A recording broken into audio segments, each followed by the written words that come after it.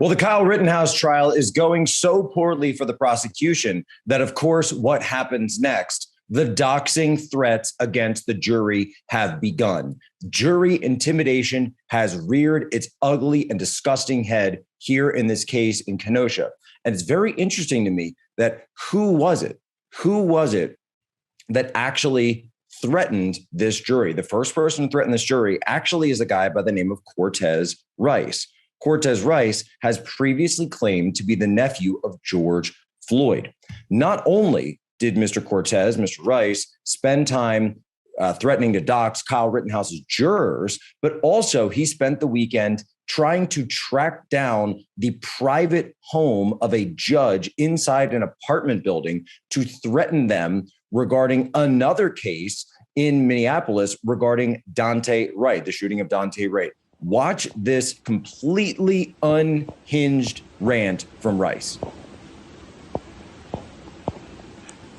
It's tight on our heels. What you think is sweet? We want cameras in the courtroom.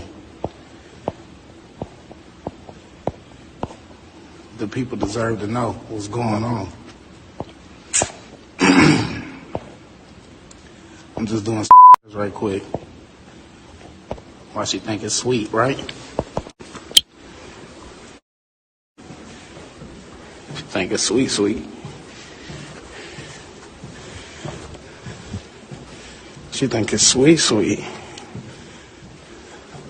I don't know if this is her crib. I think this is her crib right here.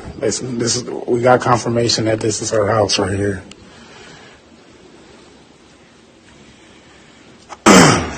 Waiting for the gang to get up here. Predominantly white neighborhood. Look at this shit.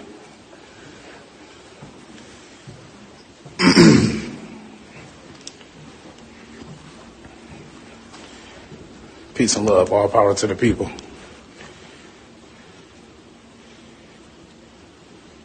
I ain't even gonna name the people that I know that's up in the Kenosha trial. But there's cameras in there. It's definitely cameras up in there, and there's definitely people taking pictures of the juries and everything like that. We know what's going on. So we need the same results, man. We need the same results.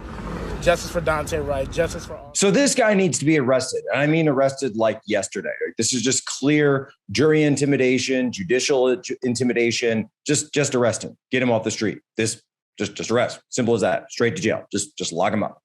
Now, that's number one. Number two, let me explain a little something, give you guys a little context. I've been inside courtrooms before. No, not as a defendant, but I've been inside courtrooms as a reporter. When I was with One American News previously, I reported on a lot of different trials. And let me tell you something.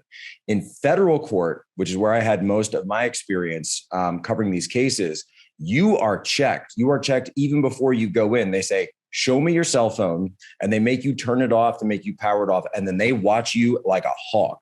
If they see anybody messing around on their phones while sitting on one of those benches inside the gallery there in the courtroom, you are out. That bailiff will eject you immediately. So this is not necessarily something that could easily happen.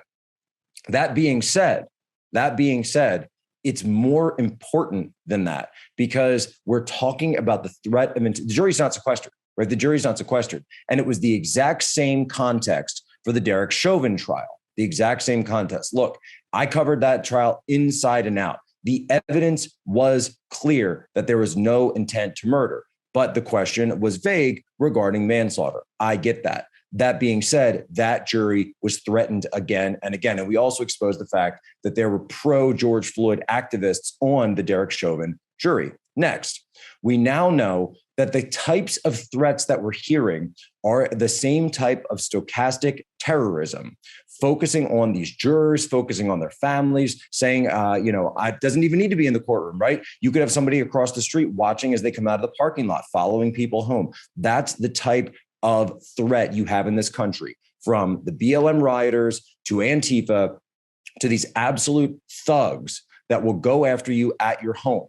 Do you think people want that for their families, for their children, for their loved ones? That is where the law enforcement and really the governance in this country has completely fallen prey to anarcho-tyranny. This is Charlie Kirk, founder and CEO of Turning Point USA. If you liked this video, be sure to subscribe to our YouTube channel at Turning Point USA.